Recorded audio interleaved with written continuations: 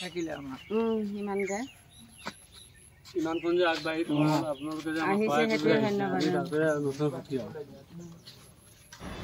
আমি আজি আচলতে এনেকুৱা এখন গাঁৱত গৈছোঁ যে অকল এখন গাঁও নহয়, 3খনকৈ গাঁও এইটো অঞ্চলৰ আচলতে বানতে বুৰি আছে। আপোনাৰো চকু দেখি সেমেকি উঠিব। আমি বহুত ভালকৈ আছোঁ বুলি ক'ব লাগিব। তেওঁলোকে যে এনেকৈ ঘৰটো তেওঁলোকৰ খোৱা বোৱা কৰা সকলো ঠাই তেওঁলোকৰ বানপানীৰ মাজত এতিয়া এনেকৈ মথাউৰিলৈ আহি তেওঁলোকে ত্ৰিপাল দি এনেকৈ বিচনা পাতি লগাই এনেকৈ বাস কৰি আছে। কিমান কষ্টকৰ জীৱন যাপন কৰি আছে দেখিলে আপোনাৰো হয়তো বুকু বিষাই যাব।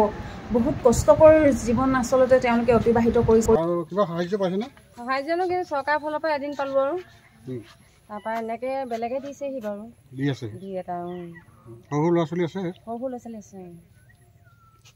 বাকী এনেকুৱা শৌচ প্ৰস্ৰাৱ কৰিবলৈ জেগা আছে জানো? জেগা নাই নহয়, নাই, একো নাইকিয়া হৈ আছে, একো নাই।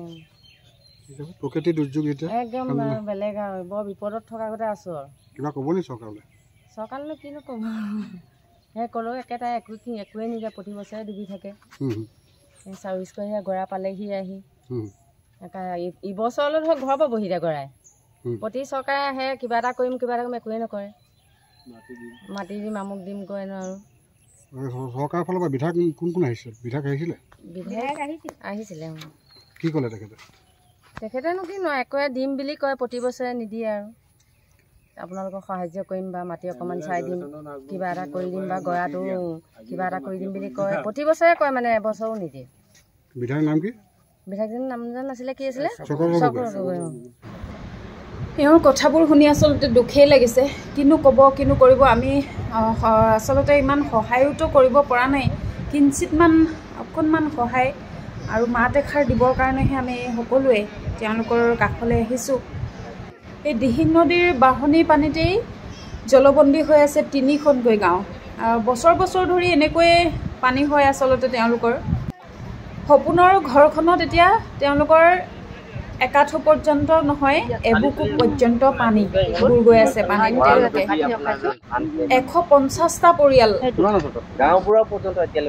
ভঙাবোৰ তিনিআলি কোঁৱৰ গাঁও আৰু ব্লক গাঁৱৰ 150টাকৈ এনেকৈ পৰিয়াল আচলতে দুৰ্বিষহ জীৱন এতিয়া কটাবলগীয়া হৈছে। এওঁলোকে এনেকৈ মথাউৰিতে জিলা প্ৰশাসনৰ ফালৰ পৰাও কোনো ধৰণৰ খাদ্য সামগ্ৰী পোৱা নাই বুলি তেওঁলোকে কৈছে।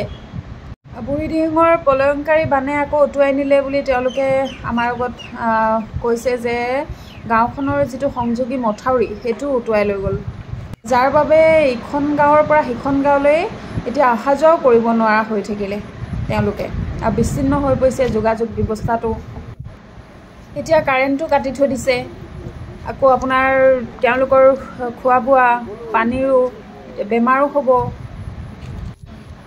কৃষিজীৱী লোকে আছে এতিয়া গোটেইখিনি প্ৰায় অঞ্চলটোত চবেই কৃষি কৰ্মতে জড়িত। কঠীয়াও এতিয়া পানীত ডুব গ'ল বুলি কৈছে। এতিয়া নৈপৰীয়াসকলৰ হাহাকাৰ অৱস্থা।